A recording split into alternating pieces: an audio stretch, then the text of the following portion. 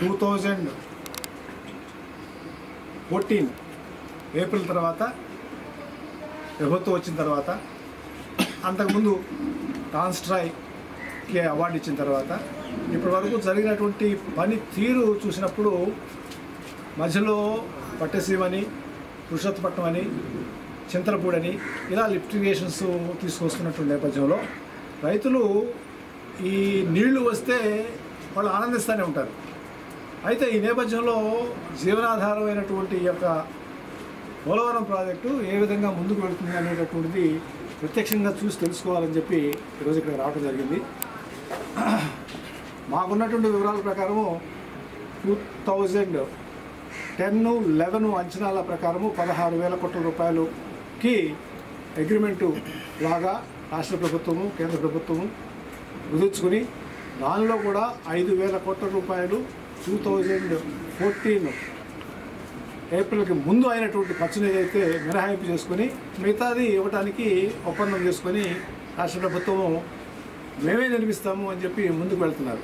32,000 కోట్లు అన్నారు. తర్వాత 16లో 42,000 కోట్ల రూపాయలు అన్నారు. తర్వాత నిన్న ముఖ్యమంత్రి గారు వచ్చినప్పుడు 52,000 కోట్ల రూపాయలకి తీసుకెళ్లారు. అక్కడ ఉన్నటువంటి నిబంధనలు, అక్కడ ఉన్నటువంటి అగ్రిమెంట్లు, అక్కడ ఉన్నటువంటి MOU చూసినప్పుడు ఇది 2018 అంటే ఆ కాంట్రాక్ట్ తీసుకున్న తర్వాత 60 నెలల్లో కనుక పూర్తి చేయకపోతే, అంటే 2018 మార్చికి కనుక పూర్తి చేయకపోయినట్లయితే ఇది ఒక రకంగా లోన్గా కూడా, అంటే కేంద్ర ప్రభుత్వం ఏంటంటే ఒత్తిడి తీసుకురావడానికి ఆయన యొక్క నిబంధనలు పెట్టడం అనేటటువంటి సహజం. అలా ఇది లోన్గా ట్రీట్ అయ్యేటటువంటిది కూడా మేము చేయగలం అనేటటువంటిది కూడా దాంట్లో ఉన్నది మేము చూసాము. అది ఏదైనప్పటికీ ఇప్పటి వరకు ఈ 8,000 కోట్లకు సంబంధించినటువంటి కార్యక్రమంలో చంద్రబాబు గారు ఫిబ్రవరి 2017 వరకు 3,300 కోట్ల రూపాయలు మేము ఖర్చు పెట్టామని చెప్పి ఈ ప్రభుత్వం వచ్చిన తర్వాత నివేదిక పంపించిన దానిలో కేంద్ర ప్రభుత్వం పార్లమెంట్లో ఆన్సర్ చేస్తూ ఇక్కడ పంపించినటువంటి విధానాన్ని మా దగ్గర ఉన్నటువంటి వివిధ ఏజెన్సీస్ ద్వారా తెలుసుకుంటే ఆల్రెడీ ఆ 3,000 కోట్ల రూపాయలు రీఎంబర్స్మెంట్ చేశాము.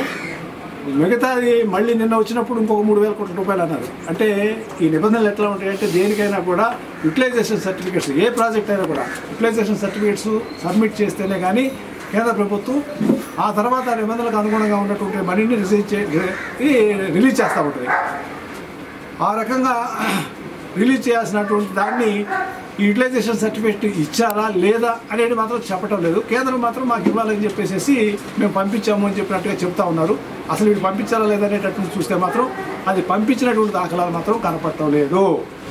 ఇంకొకటి ఏంటంటే అంచనాలు ఇందాక చెప్పాం కదా, 10,000 కోట్లు మొదలైంది, తర్వాత 16,000 అయింది, తర్వాత 32, తర్వాత 42, తర్వాత 52 ఇలా అవుతున్నప్పుడు ఈ పెంచేటప్పుడు పోలవరం ప్రాజెక్టు అథారిటీ కానివ్వండి, లేకపోతే కన్సర్న్ అథారిటీస్ ఉన్నవి, వాటితో సంప్రదింపులు జరిపి కేంద్ర జలవనరుల శాఖతో సంప్రదింపులు చేసి ఏ విధంగా మీరు పెంచుతున్నారు అంచనాలు అని ఒక అంచనాకి వచ్చి ఆ తర్వాత ఈ ప్రాజెక్టు ఇంత అవుతుంది అని చెప్పేటటువంటిది సహజంగా ఉన్నటువంటి అగ్రిమెంట్లో ఉన్నటువంటి భాగం.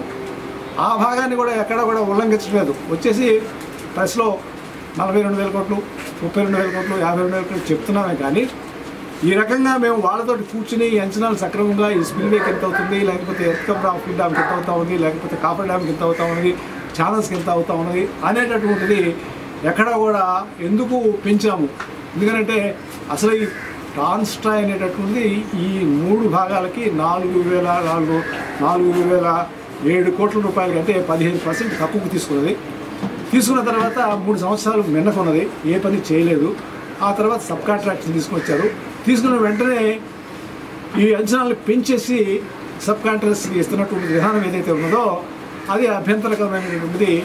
ఇక్కడ ఉన్నటువంటి చీఫ్ సెక్రటరీ, ఫైనాన్స్ సెక్రటరీస్ వాళ్ళు ఒప్పుకున్నటువంటి, ఎందుకంటే కృష్ణారావు గారు చీఫ్ సెక్రటరీగా ఉన్నప్పుడు క్యాబినెట్ మీటింగ్లో పెడితే ఒప్పుకోలేదు, ఆయన అందుకో పెట్టలేదు. ఆ తర్వాత రక్కర్ గారు కూడా పెట్టలేదు. ఎందుకంటే అఢాగా అంచనాలు పెంచేసి సబ్ కాంట్రాక్ట్ ఇస్తున్నటువంటి విధానము నిబంధనలకు విరుద్ధం అని చెప్తా ఉన్నారు.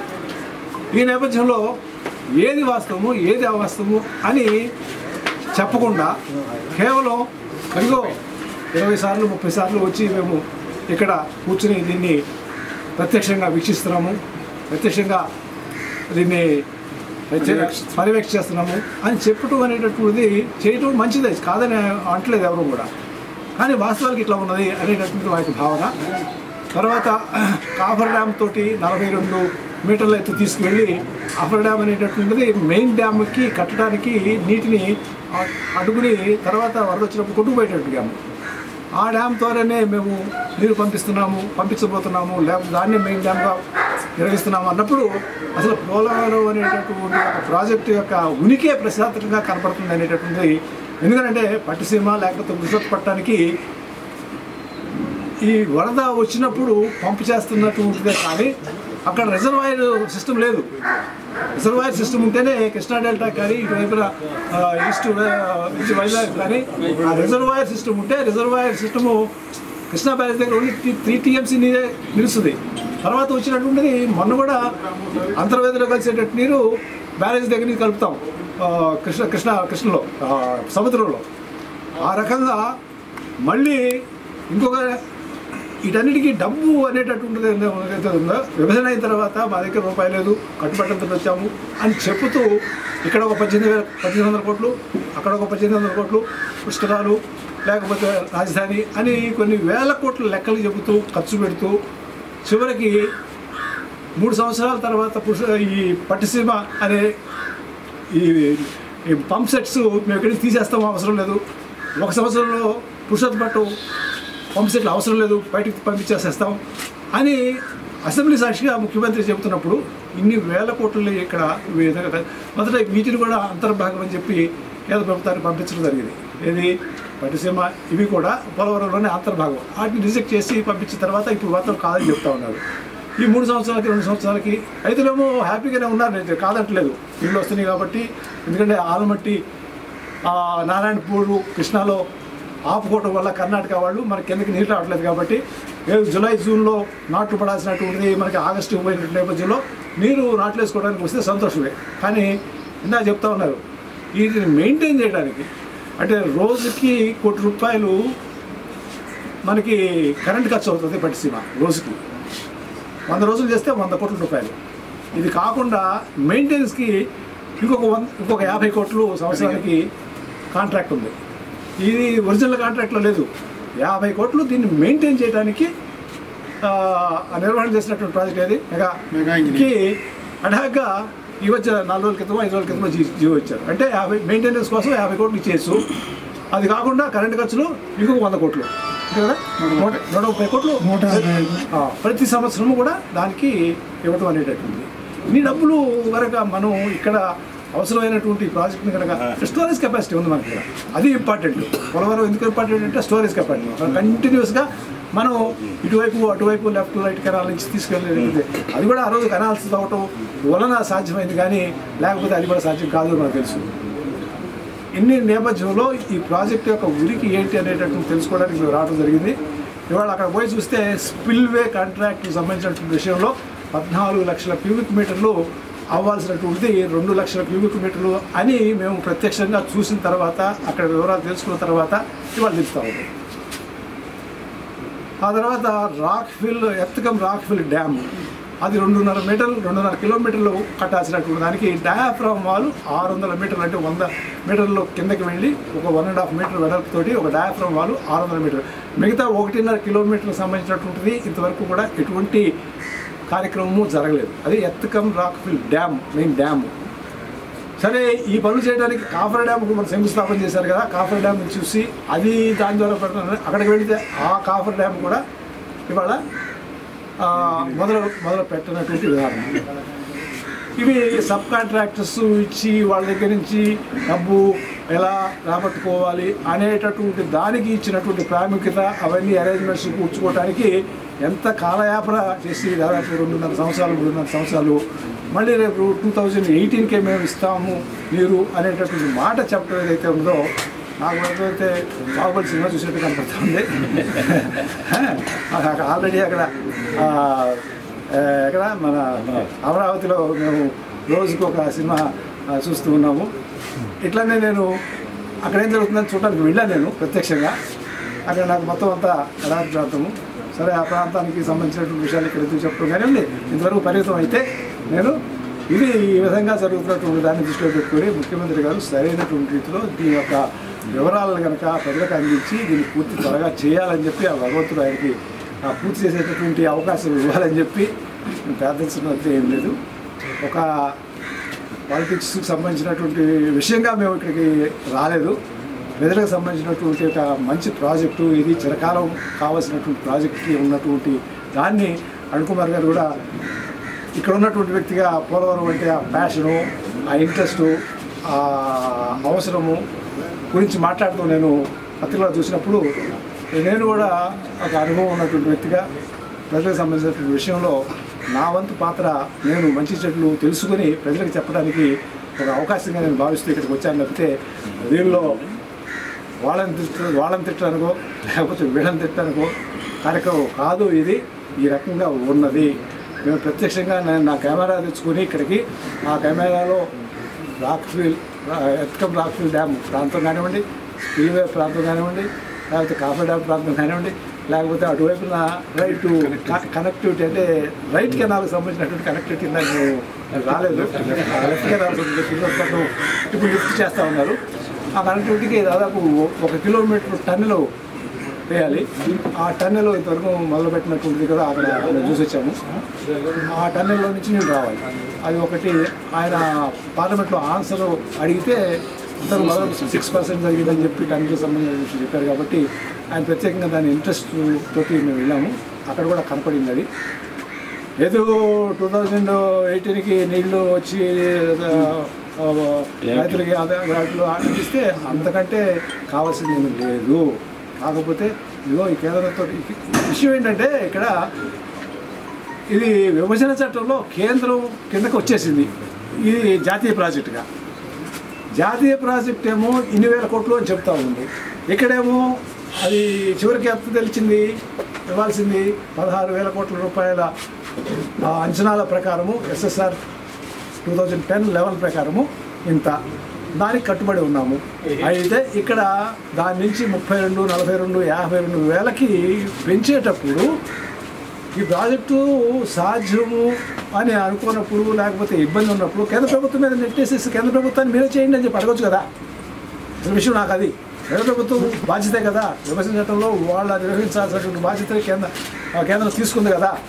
జాతీయ ప్రాజెక్ట్ అయిపోయింది కదా. అప్పుడు అవసరం ఏముంది, కేంద్రం చేయలేదనుకోండి, కేంద్రం మీదే నువ్వు నింద పంపవచ్చు. కానీ ఇవాళ తీసుకుని ఇక్కడ కాంట్రాక్టర్ కుదుర్చుకునేటువంటి కార్యక్రమంలో కాలయాపన చేసుకుంటూ నిధులు లేవు అని చెప్పి మళ్ళీ నిధులు లేవు మాకు అని చెప్పి ఇక్కడ ఒక మాట అక్కడ ఒక మాట అక్కడ చెబుతుందేమో తెలీదు ఏది ఢిల్లీ వెళ్ళినప్పుడు. కానీ ఇక్కడ మీడియా దగ్గరికి వచ్చినప్పుడు 2,000 కోట్లు కావాలి, 2,000 కోట్లు కావాలి, కేంద్రం ఇవ్వడం. మీకు నిబంధన ఏముంది? నిబంధన మాకు కంపల్సరీగా మీరు యూటిలైజేషన్ సర్టిఫికేట్ పెడితే మేము మిగతాది ఇవ్వడానికి ప్రయత్నం చేస్తాం. అది సక్రమంగా జరగట్లేదు అన్నటువంటిది మాకు. గతంలో స్పిల్వే పనులు నాసిరకంగా జరుగుతున్నాయి, బేటలు వారిపోతున్నాయని మీరు చెప్పారు సార్. ఇప్పుడు ఏమైనా దాని మీద ఏమైనా ప్రస్తావించారు సార్? అక్కడ దగ్గరికి వెళ్ళదు కదా చూడండి. స్పిల్వే పనులు ఏ చెప్పాం తేడా వచ్చింది చూసుకోండి అని తర్వాత బాగా చేస్తున్నారని తెలిసింది. అదేం పెద్ద ఇష్యూ కాదు. బేటలు వచ్చింది, ఇక్కడ పనిచేస్తున్న వాళ్ళే ఎవరో పంపారు, చూపించాం, వాళ్ళు రెక్టిఫై చేసుకున్నారు, బాగానే పనిచేస్తున్నారు. ఇందులో మేము ఎవరి మీద ఎలిగేషన్ చేసే ఉద్దేశంతో పెట్టింది కాదు, జాగ్రత్తగా చేయండి అని. ఇదేమి మనం అమరావతిలో బిల్డింగ్లా కాదు, కారినా పర్వాలేదు వేసుకోవచ్చని. ఒకసారి కొట్టిందంటే మొత్తం అవుట్. రాజమండ్రి, కాకినాడ ఊళ్ళు కూడా ఉండవు, అమలాపురం వరకు స్మాష్.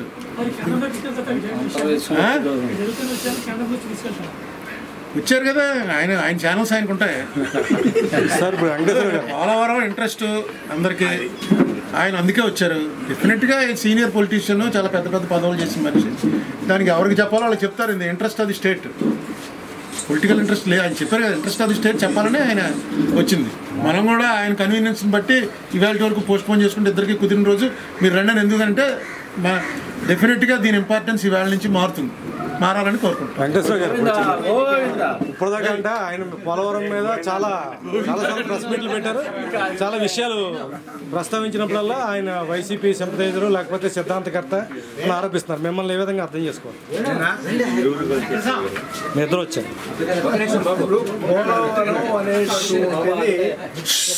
అందుకే చెప్పాను, పోలవరం అనేటటువంటిది ఒక జీవనాడిగా మేము భావించిన నేపథ్యంలో దానిలో ఈ విధంగా తర్జన భర్జనలు జరుగుతున్నవి. ప్రజలకు సరైనటువంటి సమాచారం లేదు. ఇది జరగాలని కోరుకునేటటువంటి వాళ్ళము. ప్రజలకి ఎంత మంచి అవసరమైనటువంటి కార్యక్రమాన్ని నిర్వహించడంలో ఏమైనా లోపాలు ఉన్నాయా అనేటటువంటిది చెప్పడానికి అవకాశం ఉన్నటువంటి వ్యక్తిగానే నేను ఇక్కడికి వచ్చాను. అవకాశం అంటే ఆ రకమైనటువంటి అనుభవంతో ఉన్నటువంటి వ్యక్తులుగా నా వంతు కర్తవ్యం నిర్వహించడానికి వచ్చాను, కానీ అంతకంటే దీంట్లో రాజకీయ ప్రమేయం కానీ రాజకీయ కోణం కానీ ఇంకోటి లేదు. అంటే మిమ్మల్ని ఏ రాజకీయ పార్టీకి సంబంధించి అనుకోకూడదు. నీ ఇష్టం అనుకో, నువ్వు అనుకోవడానికి ఆయన లేదని చెప్పారు, తర్వాత నీ ఇష్టం అనుకో. జాతీయ కేంద్రం దృష్టికి కేంద్రాన్ని ఫిర్యాదు చేస్తారనేసి పోయినసారి మీరు ప్రకటించారు. ఒకవేళ అంటే దగ్గుబాటి ఏమో ఇది అందులో భాగమే, ఎందుకు అనుకోకూడదు? అపాయింట్మెంట్ తీసుకుంటారు అంటే నిధులు రావట్లేదు కదా సార్, నిధులు తీసుకురావడానికి ఏమన్నా అంటే ఇప్పుడు స్టేట్ గవర్నమెంట్ అనేది కనుక యాక్చువల్గా పొజిషన్ ఏంటి అనేది ఒక వైట్ పేపర్ ప్రకటిస్తే నా ఉద్దేశంలో ఈ రాష్ట్రంలో ఉన్న ప్రతి ఒక్కరు కూడా దీన్ని పూర్తి చేయడానికి స్టేట్ గవర్నమెంట్కి సపోర్ట్ చేస్తారు. ఎవడో అపోజ్ ఎందుకు చేస్తాడు? ఇది నా ఇబ్బంది అని ఇందాక వెంకటేశ్వర చెప్పినట్టు ఇది కేంద్రం చేయాలి.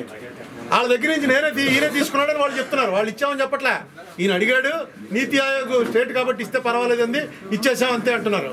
ఇచ్చేస్తూ కండిషన్ పెట్టడం ఏంటి? నువ్వు ఆ రోజు పూర్తి చేయకపోతే నీకు డబ్బులు ఇవ్వం, దీన్ని లోన్ కింద పరిగణిస్తాం. వాళ్ళు నువ్వు పూర్తి చేయాలనే ఉద్దేశంతో పెట్టారు. నీకు తేడా వచ్చింది, నువ్వే పూర్తి చేయని వదిలేయాలి. నీ బాధ్యత నేను తీసుకుంటే నువ్వు నా మీద ఎక్కుతావంటే అని. దాంట్లో ఇందాక ఈయన మాట్లాడిన దాంట్లో బిట్వీన్ ద లైన్స్ ఏంటంటే పూర్తి చేయడం అనే దాని ఇంట్రెస్ట్ కన్నా ఈ పూర్తి చేసేటువంటి కార్యక్రమంలో వచ్చేటువంటి కిక్ బ్యాక్స్ మీద ఇంట్రెస్ట్ ఎక్కువైనప్పుడు వర్క్ ఇంత స్పీడ్గా జరగదు అని మాకు అనిపిస్తుంది అని ఆయన అంత డైరెక్ట్గా చెప్పలేదు. నేను ట్రాన్స్లేట్ చేసి చెప్తున్నాను.